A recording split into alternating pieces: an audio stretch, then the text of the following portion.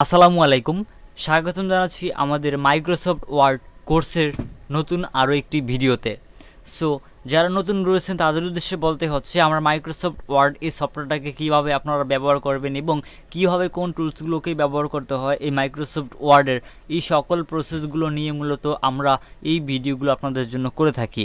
ওকে, so আপনি যদি Microsoft word সফটওয়্যারটি শিখতে চান তাহলে অবশ্যই আমাদের ভিডিওগুলো দেখলে খুব সহজে আপনারা আমাদের এই ভিডিওগুলো দেখার পর থেকে আপনার মাইক্রোসফট ওয়ার্ডটাকে কীভাবে ব্যবহার করতে হয় এই প্রসেসগুলো শিখতে পারবেন। ওকে, সো আমাদের এই মাইক্রোসফট ওয়ার্ডের আগের যে ভিডিওগুলো ছিল এই ভিডিওগুলো যদি আপনি মিস করে থাকেন তাহলে আমাদের এই ভিডিও ডিসক্রিপশন বক্সে দেওয়া লিঙ্কে ক্লিক করে আমাদের গত ভিডিওগুলো দেখে নেবেন, তাহলে আপনি মাইক্রোসফট ওয়ার্ড সফটওয়্যারটাকে খুব সহজে শিখতে পারবেন এবং কিভাবে ব্যবহার করতে হয় এই মাইক্রোসফট সফটওয়্যারটাকে আপনি বুঝতে পারবেন।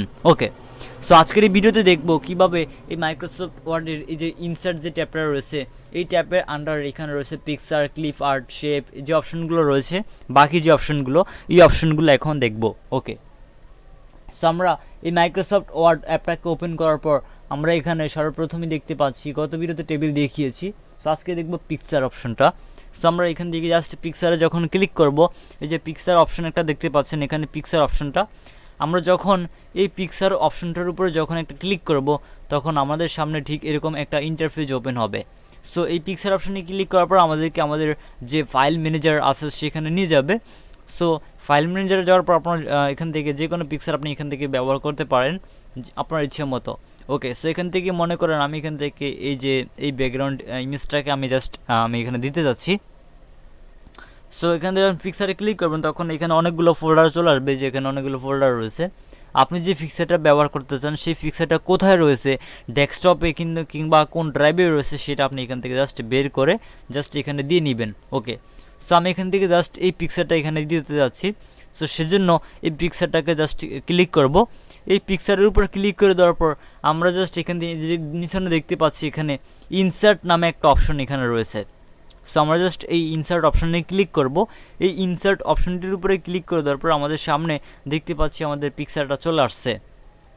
এখন এই পিকচারটা আসার পর আমরা চাইলে এই পিকচারের যে শেপ রয়েছে এই শেপ চাইলে পরিবর্তন করতে পারি। যেমন এখানে অনেকগুলো অপশন রয়েছে আমাদের পিকচারটা কীরকম দেখা যাবে, শেডিং এবং যেরকম এই যে এখানে 3D রয়েছে, কীরকম স্টাইল লাগবে, মানে এখানে অনেকগুলো স্টাইল দেওয়া রয়েছে। আপনার কীরকম স্টাইলের প্রয়োজন আপনি এখান থেকে স্টাইল দিতে পারবেন। এখানে অনেকগুলো স্টাইল এখানে রয়েছে। সো আপনার ইচ্ছা মতো যদি এখানে স্টাইল ভালো লাগে তাহলে এখান থেকে যে কোনো স্টাইল আপনি ব্যবহার করতে পারবেন। এখানে অনেক স্টাইল রয়েছে, বিভিন্ন ধরনের স্টাইল দেওয়া রয়েছে। ওকে, সো এখানে দেখতে পাচ্ছেন এই বিভিন্ন ধরনের স্টাইল এখানে আছে। ওকে, সো আমি এখান থেকে এই স্টাইলটা আপাতত দিয়ে দিলাম। তারপর এখান থেকে ফরম্যাটে ক্লিক করার পর এখন আপনি এখানে উপরে দেখতে পাচ্ছেন এখানে পিকচার শেপ নামে একটা অপশন রয়েছে। মানে আমাদের এখানে যে পিকচারটা আমরা অ্যাড করেছি এই পিকচারে আমরা চাইলে শেপ ব্যবহার করতে পারবো। সো শেপ ব্যবহার করার জন্য আমরা এখান থেকে যে পিকচার শেপ নামে যে অপশনটা এখানে রয়েছে এই পিকচার শেপ অপশনে ক্লিক করব। এই পিকচার শেপে ক্লিক করার পর এখন আমরা এখান থেকে যে এখানে অনেকগুলো শেপ রয়েছে যেই শেপটা আপনার কাছে ভালো লাগে সেই শেপটাকে আপনি যে সিলেক্ট করে নেবেন। ওকে, সো এখানে অনেকগুলো পিকচার শেপ রয়েছে। সো যেই শেপটা আপনার কাছে ভালো লাগে সেই শেপটাকে জাস্ট এখান থেকে আপনি অ্যাড করে নেবেন। ওকে, সো এখান থেকে মনে করেন আমি এখান থেকে এই সার্কেল শেপটা অ্যাড করতে যাচ্ছি। কই সার্কেল শেপটা কোথায় রয়েছে, এই সার্কেল শেপটা আমি এখান থেকে অ্যাড করব। সেটাকে অ্যাড করার জন্য স্টেটের উপর ক্লিক করলে আমাদের এখান থেকে দেখতে পাচ্ছেন শেপটা চলে আসছে। দেন এখন আমরা এই যে অপশনগুলো দেখতে পাচ্ছেন এই অপশনগুলোর মাধ্যমে আমরা মূলত এই শেপটাকে বা আমাদের যে পিকচারটা রয়েছে এই পিকচারটাকে অ্যাডজাস্ট করে ব্যবহার করতে পারবো। ওকে, সো এইভাবে মূলত আপনার এখানে কোনো যে অপশনগুলো রয়েছে এই অপশনগুলোর মাধ্যমে এটাকে অ্যাডজাস্ট করতে পারবেন। এবং তারপর এই যে আপনি নিচে দেখতে পাচ্ছেন পিকচার বর্ডার নামে একটা অপশন এখানে রয়েছে। সো আমরা যখন এই পিকচার বর্ডারে ক্লিক করব তখন আমাদের সামনে ঠিক এরকম একটা কালারিং টুল বক্স ওপেন হবে।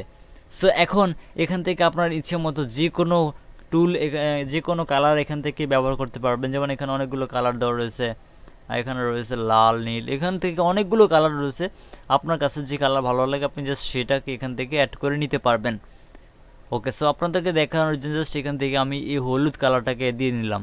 ওকে, সো এই কালারটা দেওয়ার পর দেখতে পাচ্ছেন আমাদের এখানে আমাদের যে শেপটা আছে অর্থাৎ যে পিকচারের শেপ এই শেপের কালারটাকে দেখতে পাচ্ছেন পরিবর্তন হয়ে হলুদ হয়ে গেছে।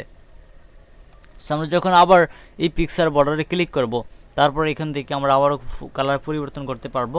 সো কালার দেওয়ার পর এখান থেকে নিচনে এই যে এখানে দেখতে পাচ্ছেন মোর কালার অপশন রয়েছে, মোর আন্ডারলাইন কালার, এখানে যখন ক্লিক করবো তখন এখান থেকে আমরা অন্যান্য কালারও দিতে পারবো। সো এখানে অনেকগুলো কালার রয়েছে, সো এখান থেকে অন্যান্য কালার আপনার ইচ্ছে মতো দিতে পারবেন।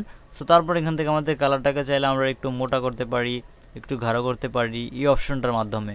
এই যে এখানে দেখতে পাচ্ছেন ওয়েট, এই ওয়েটটাকে আমরা চাইলে কমিয়ে দিতে পারি এবং আমরা চাইলে আবার এটাকে বাড়িয়েও দিতে পারি। যেমন এখান থেকে এটাকে বাড়ানোর জন্য 6 ফিট রয়েছে, সো আমরা চাইলে 6 ফিটের উপরেও দিতে পারি। 6 ফিটের উপরে দেওয়ার জন্য আমাদেরকে ওয়েট দিয়ে ক্লিক করে এখান থেকে মোর লাইনে ক্লিক করতে হবে।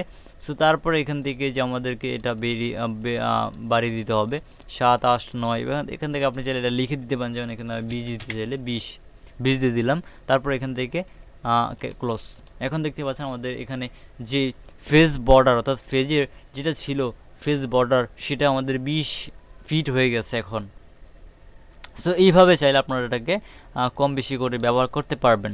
তারপর রয়েছে ড্যাশ চিহ্ন, এখান থেকে আমরা চাইলে এটাতে ড্যাশ দিতে পারি। যেখানে ড্যাশ রয়েছে আবারও ক্লিক করি, আবারও ক্লিক করার পরে যেখানে ড্যাশ রয়েছে এখানে বিভিন্ন ধরনের ড্যাশ রয়েছে। সো দেখতে পাচ্ছেন এখানে ড্যাশের ডিজাইন রয়েছে। সো এছাড়া আপনি চাইলে এখান থেকে আরও ড্যাশ রয়েছে, এখান থেকে স্টাইলিশ ড্যাশ রয়েছে, এগুলোকে এখান থেকে চাইলে ব্যবহার করতে পারেন। ওকে, সো এই হচ্ছে মূলত এখান থেকে ফেস বর্ডারটাকে ব্যবহার করার প্রসেস, পিকচার বর্ডার। তারপর হচ্ছে picture effect. So picture effect এই যেখানে দেখতে পাচ্ছেন পিকচার ইফেক্ট, এগুলো হচ্ছে পিকচার ইফেক্ট, আঁকা বাঁকা লারা সারা এগুলো দেখতে পাচ্ছেন। এখানে অনেকগুলো পিকচার ইফেক্ট দেওয়া রয়েছে। সো আপনি এখান থেকে শ্যাডো ইফেক্ট পেয়ে যাবেন, রিফ্লেকশন ইফেক্ট পেয়ে যাবেন এবং গ্লো, সফট ইডিজ, তারপর রয়েছে বেবেল, এখানে অনেক ইফেক্ট দেওয়া রয়েছে। যে ইফেক্ট আপনার কাছে ভালো লাগে সেটা আপনি ব্যবহার করতে পারবেন। সো এখানে অনেক ইফেক্ট রয়েছে। ওকে, সো এখান থেকে জাস্ট আমি এখান থেকে ইফেক্ট অ্যাড করলাম না। তারপর রয়েছে পজিশন, এই পজিশন অপশন রয়েছে, পজিশন অপশন ব্যবহার করতে পারেন, কোন পজিশনে রাখবেন। তারপর এখান থেকে যে টেক্সট ওয়ার্পিং, এই যে আমাদের এখানে আপনি একটা জিনিস লক্ষ্য করুন, এখন এই যে আমাদের এখানে এই যে ফেজের এই যে আমাদের যেখানে যে পিকচারটা আছে এই পিকচারটা দেখতে পাচ্ছেন আমাদের মাঝখানে রয়েছে। মাঝখান থেকে আমাদের পিকচারটা কোনোখানে আমরা নিতে পারতেছি না, অর্থাৎ আমাদের যে পিকচারটা এই পিকচারটাকে আমরা কিন্তু মুভ করতে পারতেছি না।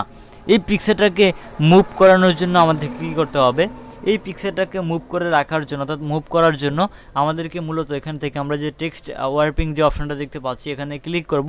এখানে ক্লিক করে দেওয়ার পর আমরা মূলত এখানে যে অপশন রয়েছে বিহাইন্ড টেক্সট এখানে ক্লিক করতে পারি, অর্থাৎ আমাদের টেক্সটের বিহাইন্ড টেক্সট আমরা এখান থেকে ইনফ্রন্ট টেক্সটে ক্লিক করব। ইনফ্রন্ট টেক্সটে ক্লিক করে দেওয়ার পর অথবা আমরা এখান থেকে যে ইনফ্রন্ট টেক্সটে ক্লিক করে দেওয়ার পর এখান থেকে আমরা ইন লাইন উইথ টেক্সট এখানে ক্লিক করতে পারি। এখন ক্লিক করে দেওয়ার পরে এখান থেকে আপনার যে কারণে ইচ্ছা সেখানে নিতে পারবেন। সো আমরা জাস্ট এখান থেকে ইনফ্রন্ট টেক্সটে ক্লিক করব। তারপর এখান থেকে আপনার যেখানে ইচ্ছা আপনি সেখানেটাকে মুভ করতে পারবেন। চাইলে এটাকে এভাবে আপনারা বড় ছোটো করতে পারবেন। যেখানে যে অপশনগুলো রয়েছে এই অপশনগুলোর মাধ্যমে শিফট চেপে নেবেন, তাহলে আপনাদের এটা মানে আঁকাবাঁকা হবে না। সো তারপর যেখানে ইচ্ছা সেখানে আপনারা এটাকে রাখতে পারবেন। সো এই হচ্ছে মূলত এখানে অপশন। এছাড়া চাইলে আপনারা এখান থেকে এই রোটেটে ক্লিক করে এটাকে এভাবে রোটেট করতে পারবেন। এই যে রোটেট অপশন রয়েছে এখান থেকে চাইলে আপনারা রোটেট করে এটাকে যেভাবে ইচ্ছা সেভাবে রাখতে পারেন। সো তারপর হচ্ছে ক্রপ অপশন রয়েছে। এখানে ক্রপ এই যে আপনি চাইলে এটাকে ক্রপ করতে পারবেন, কোন পজিশনে আপনি এটাকে ক্রপ করতে চান, কতটুকু পরিমাণ ক্রপ করবেন, সো সেটা আপনি এখান থেকে করতে পারবেন। সো কীভাবে ক্রপ করতে হবে এইটা নিয়ে আমাদের চ্যানেলে অলরেডি সেপারেট একটা ভিডিও রয়েছে, আপনি চাইলে সেই সেপারেট ভিডিওটা অবশ্যই দেখে নিতে পারেন। ওকে, সো এই হচ্ছে মূলত এখান থেকে এই যে ফরম্যাটের অপশনটার কাজ, এখান থেকে ইনসার্ট টেবিলের পিকচারের আন্ডারে এই ফরম্যাট টেবিলের কাজ। সো ভিউয়ার্স, আজকের এই ভিডিওতে এই পর্যন্তই থাক। সো আজকের এই ভিডিওতে যে অপশনগুলো দেখিয়েছি আশা করি ওই অপশনগুলো আপনি বুঝতে পেরেছেন। সো আজকের এই ভিডিও ভালো লাগলে ভিডিওতে অবশ্যই লাইক দিবেন এবং ভিডিও বুঝতে কোথাও কোনো সমস্যা হলে অবশ্যই কমেন্ট করে জানাবেন। সো দেখা হবে পরবর্তী ভিডিওতে। সেই পর্যন্ত সবাই ভালো থাকবেন, সুস্থ থাকবেন। আল্লাহ হাফেজ।